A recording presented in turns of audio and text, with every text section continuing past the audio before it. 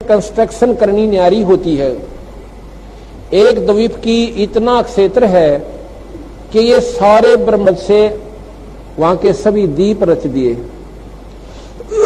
और फिर 16 शब्द उच्चारण किए।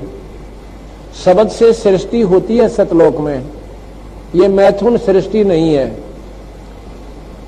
ये प्रतिमा दो है भाई, एक नारी है, वो मेन दिल्ली है। ऐसे 3 स्थान है। तो वहां पर जो बाहरी क्षेत्र है उसमें तो पहाड़, हीरे, पन्नाओं के पहाड़, वृक्ष, फलदार वृक्ष, बाग बगीचे, बहुत लंबे विस्तार है। उसके बाद फिर स्त्री पुरुष रूप में सभी हंस रहते हैं। नेक्स्ट पोर्शन में वो बिंद के हैं, बिंद से।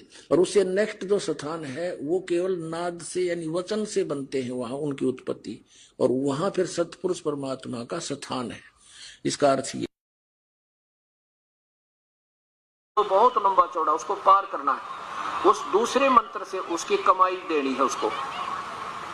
और तीसरा जो मंत्र होगा वो कमाई हमें उस परम पिता परमात्मा के उस सच्चे लोक में, सतलोक में स्थायी तो प्राप्त कराओगा। और वो तीसरा जब कामयाब होगा, जब यहाँ से आप बिल्कुल इतना आपका धन हो जाएगा, इतनी कमाई हो जाएगी कि ये पीछा छोड़ सके, आप ऋण मुक्त हो जाओगे बिल्कुल, तब वहां जा सकोगे। इसलिए वो तीसरा मंत्र सार नाम है।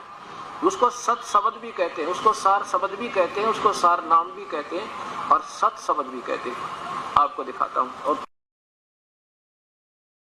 परंपरा है।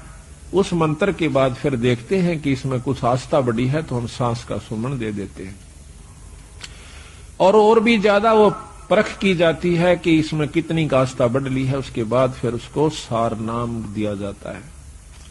आस्था के साथ उसकी कमाई देखी जाती है। कमाई का नारा पता लग जाए हमने कि इसमें कमाई है कि नहीं है, इतना बंदी छोड़ने शीशा दे रखा है, तो उसको सार नाम दिया जाता है। उसको वैसे नहीं दे हम, चाहे कितना प्यारा हो, चाहे काली मानो, चाहे राजीरो, वो उसकी इच्छा। तो इसी प्रकार सतगुरु महाराज ने कहा कि नाम के बाद फिर शब्द दिया जाता है, सार शब्द। वो तो बहुत ही कती नो ताक है और परख के जमा घिस निकल ले है जीव की, जब दी जाती है। बंदी छोड़ने बता देंगे कब ये अधिकारी हो चुका है। अगर आपने हमारे चैनल को सब्सक्राइब नहीं किया है तो चैनल को सब्सक्राइब